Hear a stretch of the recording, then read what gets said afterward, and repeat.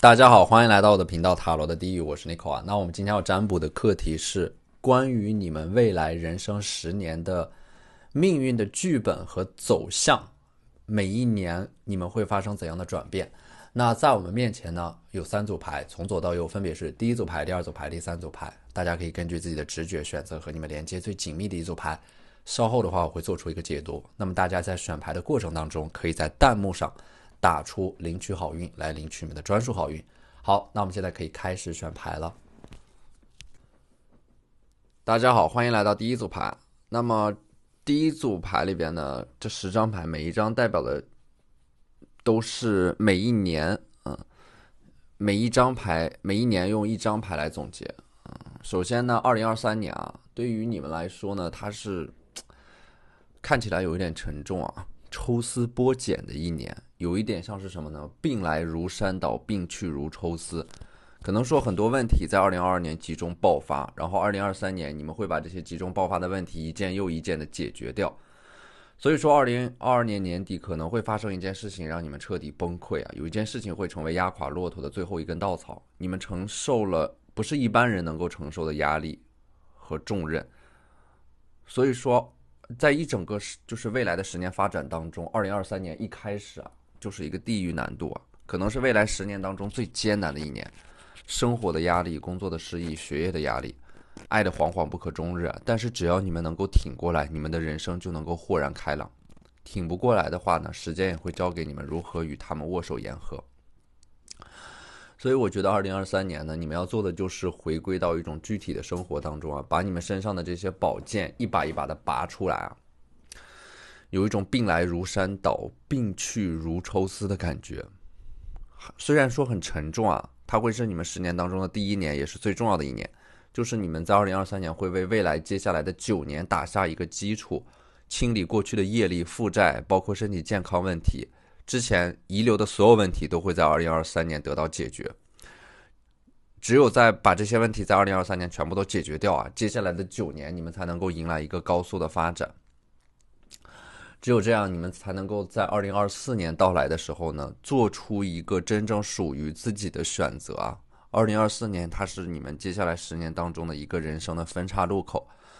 这种选择可能是职业上的选择、身份上的选择，也可能是你们将要工作的地点、城市的选择、发展方向的选择。无论是怎样的一个选择，它都意味的是2024年你们的人生会有一个明确的发展方向。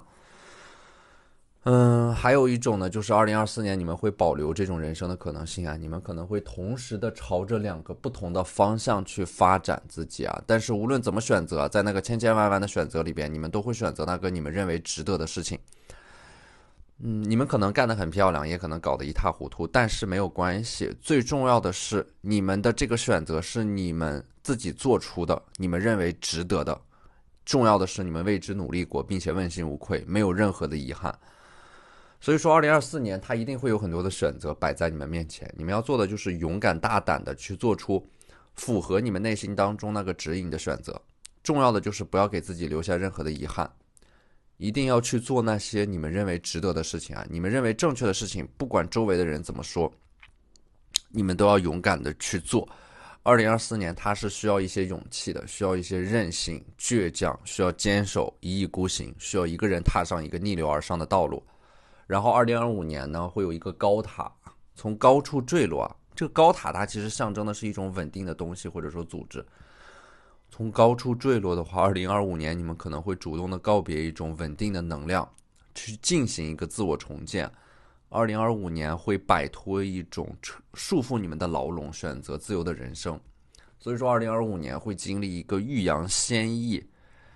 低开高走的这样的一种发展趋势啊。在破茧成蝶之前，可能会经历一个巨大的人生滑铁卢，你们会在失去的废墟之上重建自我。所以说这也是需要极大的勇气的。2025年它就是你们人生在起飞之前的最后一次大的考验吧，或者说命运的审判。你们会穿越这次考验，完成一种重生，而且是你们主动选择的这种考验。你们主动选择离开一个稳定的环境啊，去踏出自己的舒适圈。你们穿越这种重生的，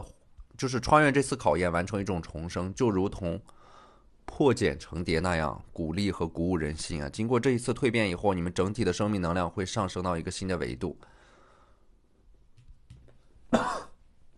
然后到了2026年呢，你们会再一次踏上一个新的人生旅程，就是这张宝剑六啊，你们可能会去到一个周围有很多水元素的地方，甚至有一部分人会出国，可能会独自的背井离乡来到一个陌生的城市和环境当中，开启人生新的修行。2026年呢，你们来到的这个新的环境会打破自己过去的舒适圈，赋予你们一个新的身份，扩展一个新的人生。所以这组牌，我觉得你们的人生啊，可能在你们未来10年的命运的剧本里边，你们就是在不断的告别。成长的一部分就是你们会不断的和熟悉的东西告别，和一些人告别，和一些以前不会做的事，爱一个可能没有结果的人。就是你们会变得越来越洒脱啊，不断的穿梭在不同的生活模式当中啊，不再被约束在别人的规则里啊，仅仅是漫步在自己的节奏里，做着自己想要做的事啊。宝剑六它给我的感觉就是你们会和这个世界的纷纷扰扰划清界限，你们有着自己的节奏和内心稳定的秩序啊，生活是祥和的、知足的、安静的。无论未来你们会遇到谁啊，生活都是先从遇到你们自己开始的。那么2027年呢，会出现一个魔术师啊，类似于一个人生导师，会出现在你们的人生当中，指引着你们往前走啊。魔术师他有着强大的人格魅力和这种领导能力啊，他会成为你们人生一个新阶段的榜样，你们会通过他看到自己未来的形态，所以说你们会追随魔术师的脚步，成为一个新的魔术师啊！你们会去虔诚的感知，全然的创造，通过这种方式来塑造一个新的自己，来绽放自己啊！所以说，2027年你们可能会追随一个人，开启一个新的事业。然后来到2028年呢，你们会成为这个宝剑骑士啊，有一种闭关修炼的感觉。2028年会把自己沉淀下来啊，成为一个布道者，某种思想的传播者，会隐姓埋名。身上布满了铠甲，就是你们可能会主动的选择把自己封闭起来，让自己的思维想法沉淀下来，去做一件很重要的事情，在一个领域行业当中深耕和扎根。而且呢，宝剑本身的话，它暗示着你们2023年会用某种思维理念或者说信仰、知识来武装自己。然后呢，2029年星币4啊，星币4其实2029年呢。会是继续沉淀的一年啊！你们的手上会有就是之前的一些在领域当中持续的深耕和扎根啊，你们的手上会积累大量的财富。2029年可能你们已经实现了阶段性的财富自由了，而这种财富自由的定义就是你们的被动收入已经可以覆盖掉你们的日常的支出和开销，并且2029年你们会把手上的财富沉淀到一种固定的资产里，比如说房地产当中。可能会购置房产，结束漂泊的生活。这张星币4呢，你们在2029年会重新把能量回收到自己身上啊。星币本身它就是一种很具体的能量，看到具体的风景，做具体的事，爱具体的人。2029年你们会努力的让自己活得具体一点，去感受生活当中那种琐碎的幸福。其实把自己活得具体是一个特别珍贵的能力。因为它需要你接纳琐碎的现实啊，它需要你不嫉妒，看清自己的内心，而不是被其他人带偏。它需要你懂得生活的意义是具体的，而不是虚妄的。这种幸福，它才能够从琐碎而具体的生活当中喷涌而出。然后时间来到2030年的话呢，一部分人，我觉得圣杯女皇的话，一部分人可能在2030年会成为一个母亲，会承担一些责任。你们的身上有着，就是会有更多的爱啊，这种能量它是稳定且松弛的。你们会追逐一种感性的、精神的、形而上的生活，从一种世俗的追求当中解脱出来。而且呢，你们手上的圣杯说明，在2030年，你们会找到那种值得守护的人，或者说值得守护的东西。会找到一件能够重新焕发出你们内在生命能量的事情，在做那件事情的过程当中会收获到快乐，然后靠着这种热爱去抵御漫长的岁月啊。圣杯女皇的话，我觉得2030年你们会尝试着勇敢的去表达自己，展示自己，圣杯它本身就是一种创造力、表达欲。你们2030年会最终克服自己的恐惧，或者说把自己的作品大胆的展示出来，会表达啊，会重视表达的力量，会和这个世界建立一种沟通，它是一种渠道啊。你们通过表达来实现自己的价值，你们在表达的过程当中，你们所表达的内容、分享的有价值的作品啊，可能会让你们遇到一些人啊，会治愈到一些人。就是2030年，你们既然手中有圣杯的话，你们可能会成为一个疗愈者，能够治愈到别人，会分享表达自己的经历。你们整个人的这种柔软、松弛、优雅的状态，是你们在经历了很多的波折以后啊，历尽沧桑所呈现出来的一种稳定和温柔啊，拥有一种弹性而又坚韧的生命态度，稳而有序的情绪状态。圣杯本身它就是一种平衡和融合。那么在2031年的话，我们抽到的这张圣杯七，这个圣杯七的话，我觉得2031年的话，你们整个人的话呢，可能会回顾自己所走过的人生的每一步路啊。你们在2031年，整个人会变得很怀旧，会重新整理自己的回忆啊。这些圣杯它都是过去你们人生留下的轨迹，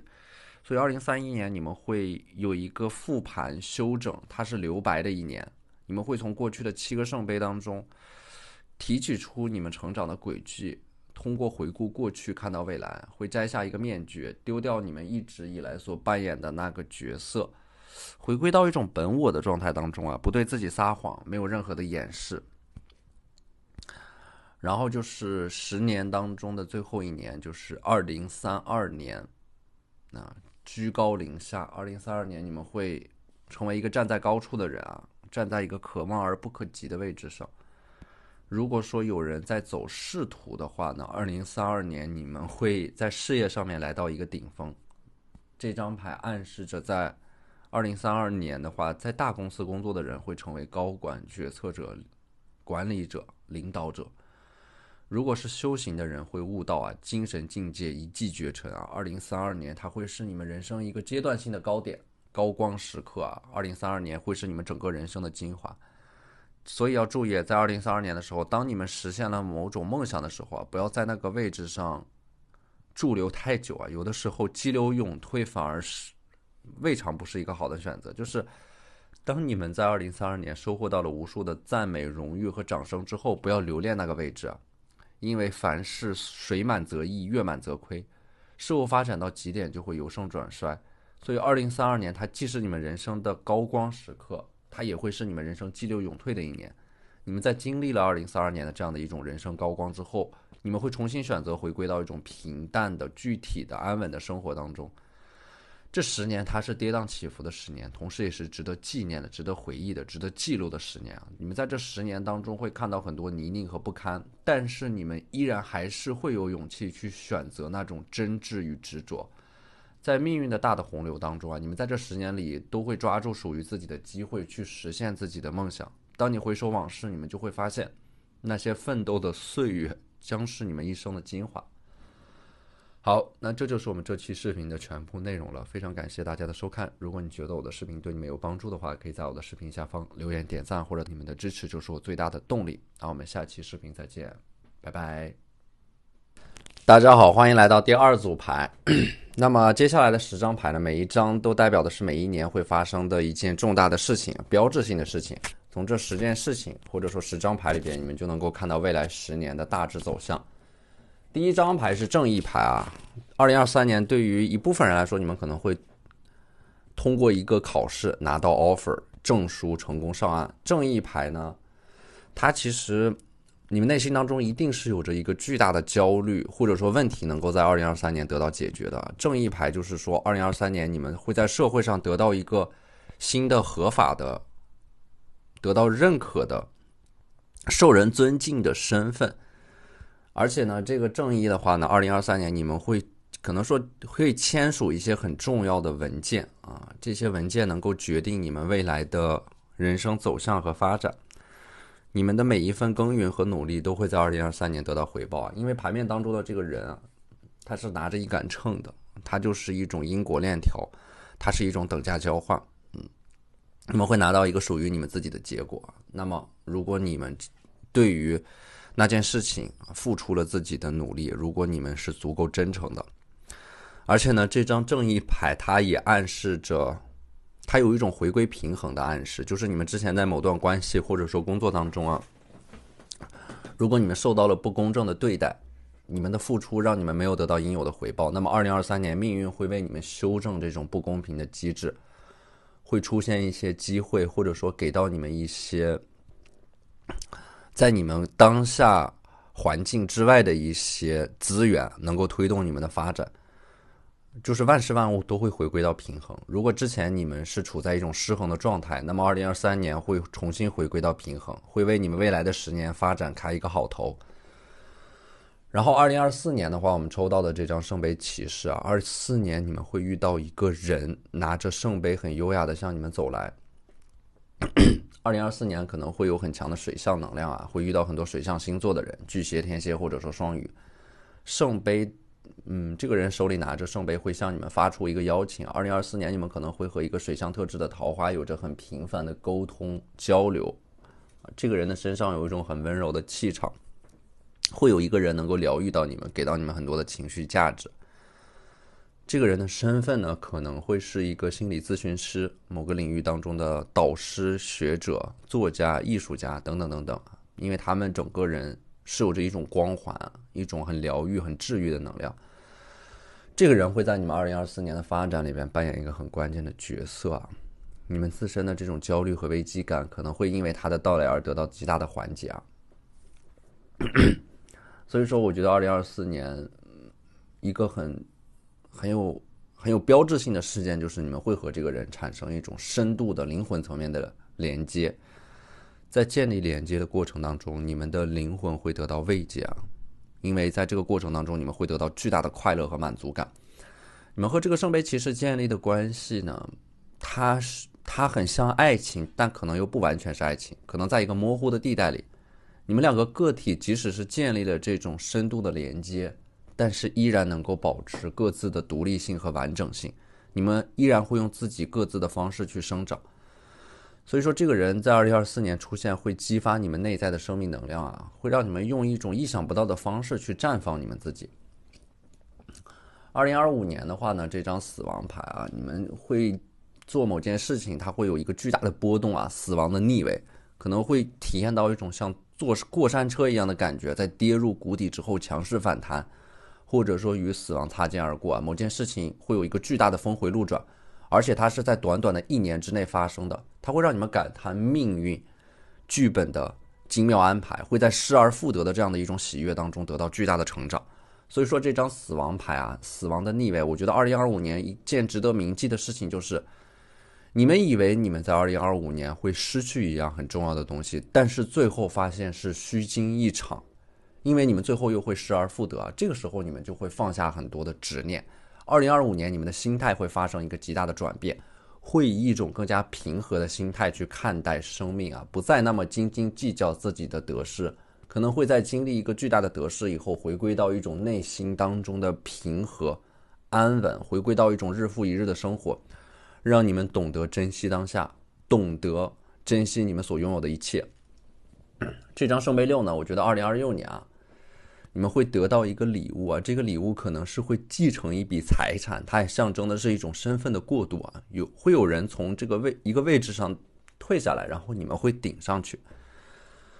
2026年你们会承担更多的责任啊，你们自身的能力会在2026年有一个飞跃。2026年你们就是交接的这个圣杯啊，可能会得到一个新的身份，或者说得到一笔资源，会极大的加速你们自身的发展和成长。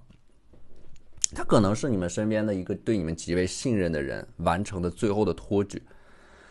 2026年你们会真正意义上的开始独自承担责任，开始独当一面。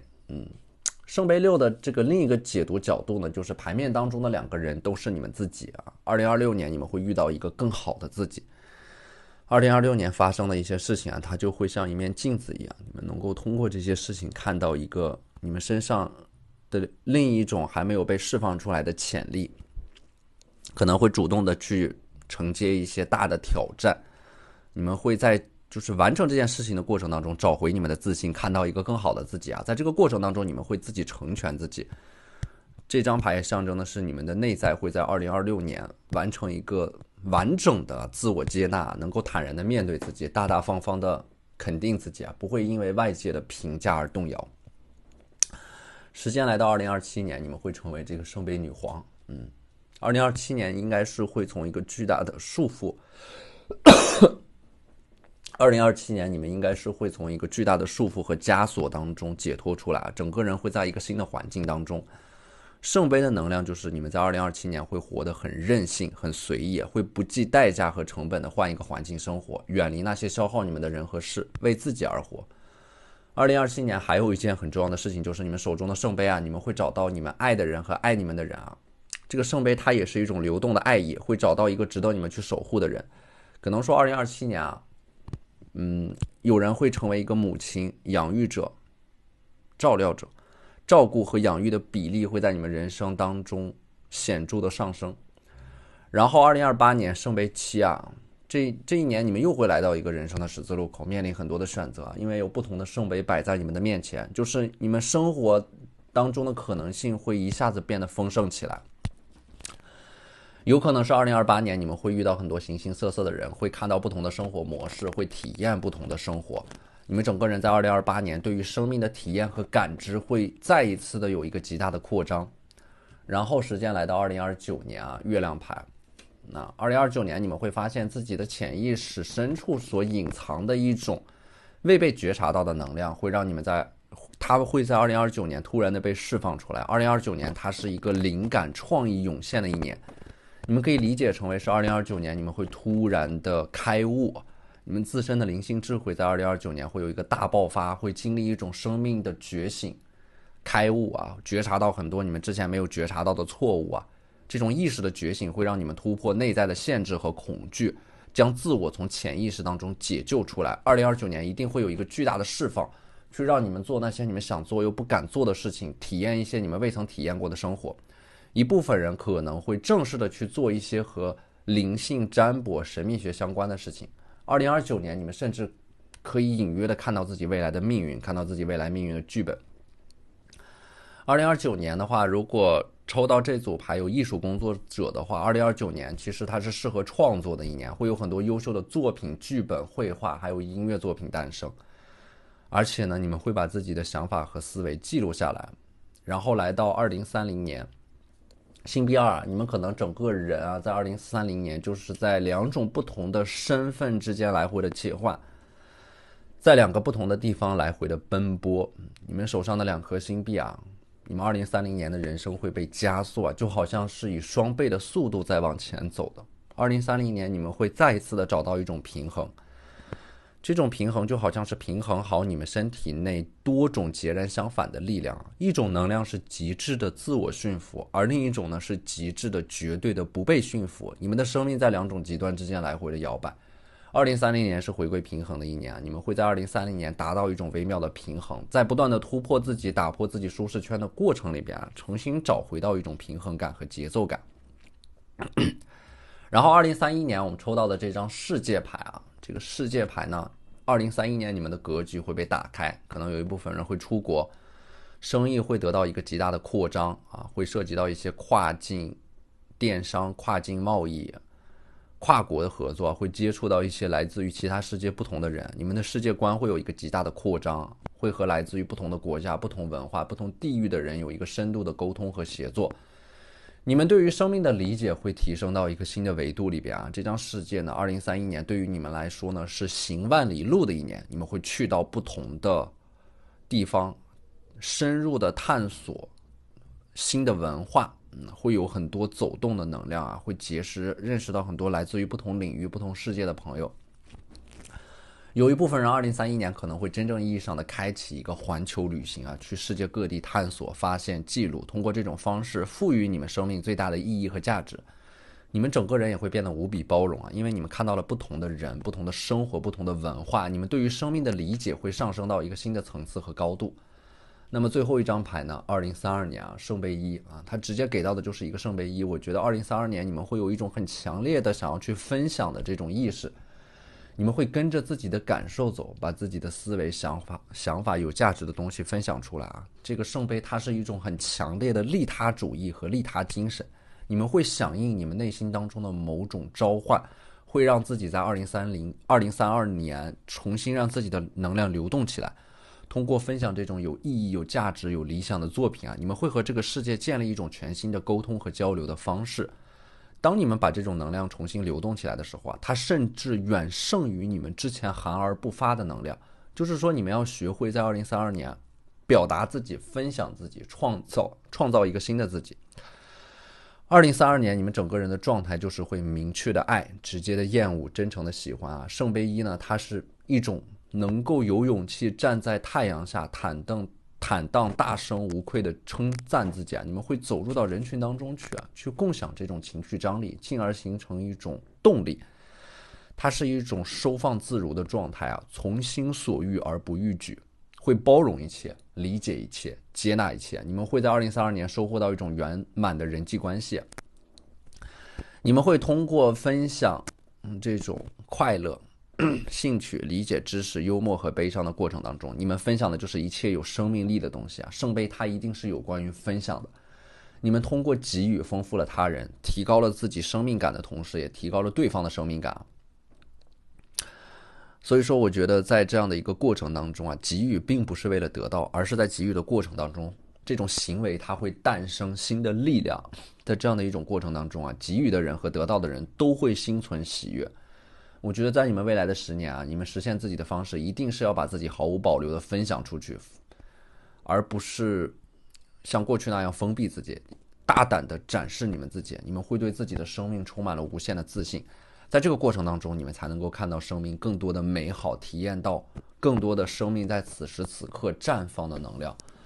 好，那这就是我们这期视频的全部内容了，非常感谢大家的收看。如果你觉得我的视频对你们有帮助的话，可以在我的视频下方留言点赞，或者你们的支持就是我最大的动力。那我们下期视频再见，拜拜。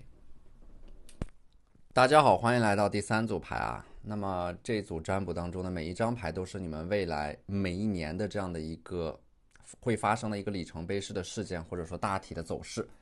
你们通过这10张牌就可以看到你们未来人生10年的一个大体的剧本啊。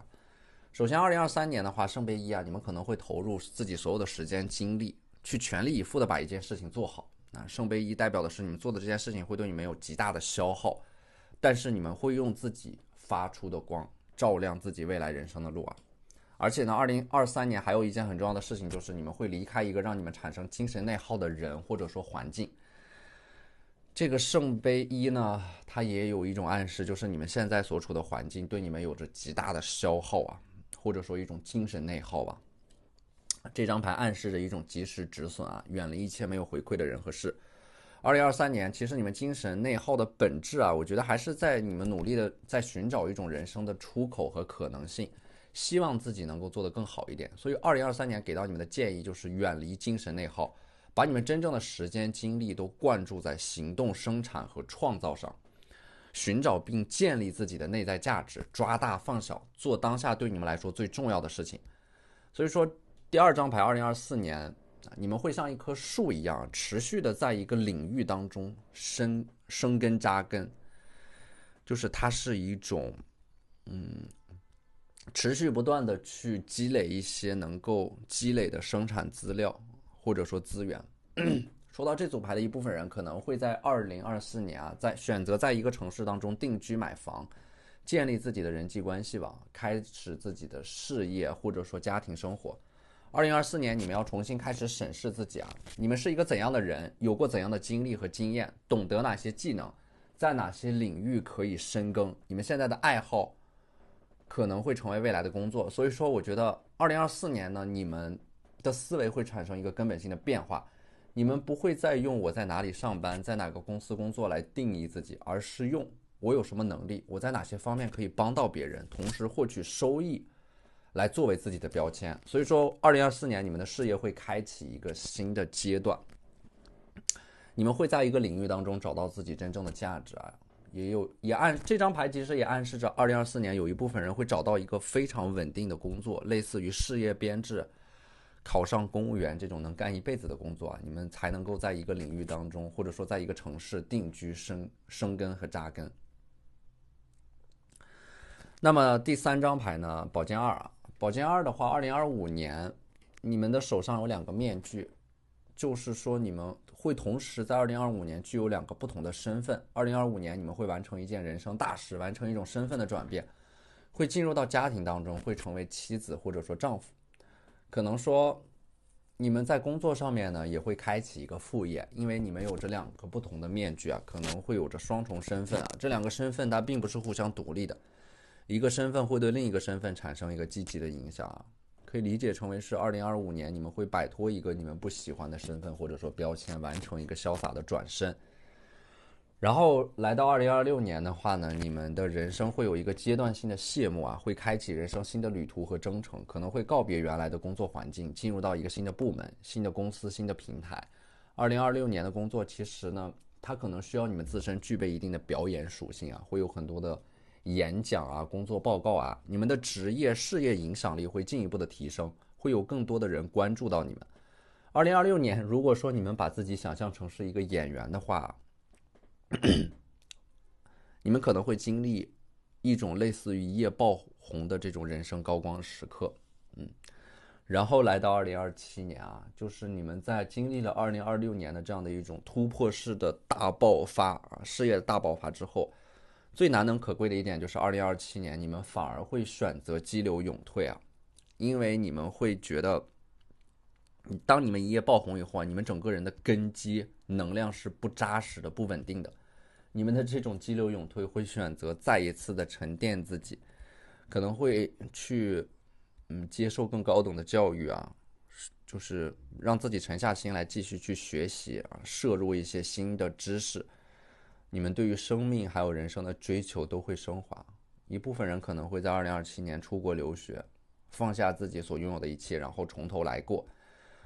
2028年呢，在经历了2027年的沉淀以后，你们会在2028年去了一个新的方向啊，人生当中夜空当中的那个北极星啊，它会指引你们前进啊，你们内心当中的某个声音在呼唤着你们。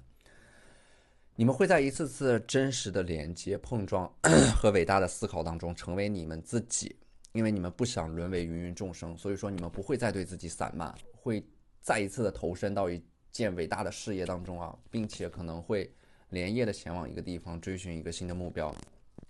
2028年，你们会重新找到自己人生的使命、意义和方向。你们会用大把的时间来迷茫啊。从牌面上来看，最后你们是用几个瞬间来成长的。到了2029年的话呢，会有一个很重要的人出现啊，就是这个星币侍卫，一个土象特质的贵人，摩羯、金牛或者说处女啊，他会沿着你们留下的轨迹来找到你们。可能说你们之前的事业、工作，或者说你们追寻的那个目标，你们在来时的路上会有很多人和你们有一面之缘。那这个时候，你们自身的能量场会吸引到一些特定的人来找到你们啊。星币侍卫的话呢，他手上有一把钥匙，就是说他能够为你们的人生打开一扇新的大门。2029年，可能他手上的这把钥匙能够为你们的人生开启一种新的可能性啊，会有一种未曾设想过的人生的可能性出现。你们在追逐一件事情的过程当中，会发现一个全新的目标，或者说会有一个跨领域的合作啊。这个星币侍卫他手上的这个钥匙呢，会为你们的事业发展啊打开新的大门啊，可能你们能够产生一种突破式的新的方法和新的方法论和思维。然后2030年啊，这张牌你们会重新回归到具体的生活当中啊。2030年你们会明白一件事情，生活的意义它是具体的，不是虚妄的，是形而下的，而不是形而上的，永远是琐碎的啊。之前你们可能总是向往那些宏大的、具体的是宏大的那些，甚至是有点遥不可及的东西啊，比如说荣誉啊、名利啊、爱情啊，倒也不是说他们遥不可及，而是说它可能在我们具体的生活当中，它体现的不是很明显。那这个时候呢，当我们追逐那些很宏大的事情之后，我们往往会忽略掉这种琐碎的生活当中也有很多值得我们去体验和感受的美好。所以说2030年你们会重新回归到一种简单的生活里，做具体的事，看具体的风景，爱具体的人，然后呢，2031年和2032年它是连在一起的。那这两张牌你们可以看到，2031年可能会有一个圣杯国王出现，他手上拿着圣杯，会邀请你们一同前往一个新的地方。你们可能会和一个人一同坐上一艘船，他会向你们发起一个邀请啊，他好像一直都在一个地方等着你们啊。这个可能是你们过去认识的某个人，他会在2032年兜兜转转了一大圈以后，再次的出现在你们的生命当中，并且邀请你们一同前往一个地方啊。就是你们在兜兜转转了一大圈以后，你们会发现这个人再次的回归到你们的生命当中啊。这个时候你们会感叹命运的剧本，它所携带的这种阴差阳错的力量。所以说，在你们未来的人生当中啊，未来的10年，最后一年，它是你们下一个10年的新的开始。你们会和这个水象特质的圣杯国王一起踏上一个新的人生旅程啊，扬帆起航。可能说，这个人他就是你们命中注定啊，他会和你们共度余生的那个人。你们在10年前遇到这个人的时候，彼此还不成熟啊。所以说，当你们在10年以后再次遇到彼此的时候，你们会发现你们两个人依然是有着那种不言自明的默契的。两个人既懂彼此的语言，也懂彼此的沉默。而这种关系呢，它不是一场遭遇啊，它是一个因果链条。你们两个人的关系，它不是一种目的，而是一个手段。你们会经由这个人抵达一个更广袤、自由、丰盛的人生境地。所以说，在这组牌里边啊，你们的命运的剧本里边，既有注定的一部分啊，也有需要依靠你们自身才能够努力实现的一部分。你们通过这个圣杯国王啊，在10年以后再次遇到的人，你们会发现，这个人他会打开你们人生的可能性啊。这个时候你们就会发现，你们人生不是一条轨道，而是一个广袤的旷野。未来10年的最后一年，你们会发现你们人生当中充满了无数种的可能性啊，在等着你们去探索啊。通过这个人，你们会看到一个，就是通过这个圣杯国王，你们的灵魂会得到舒展，你们会去更加勇敢的实现自己之前的一些梦想。好，那这就是我们这期视频的全部内容了，非常感谢大家的收看。如果你觉得我的视频对你们有帮助的话，可以在我的视频下方留言点赞，或者你们的支持就是我最大的动力。那我们下期视频再见，拜拜。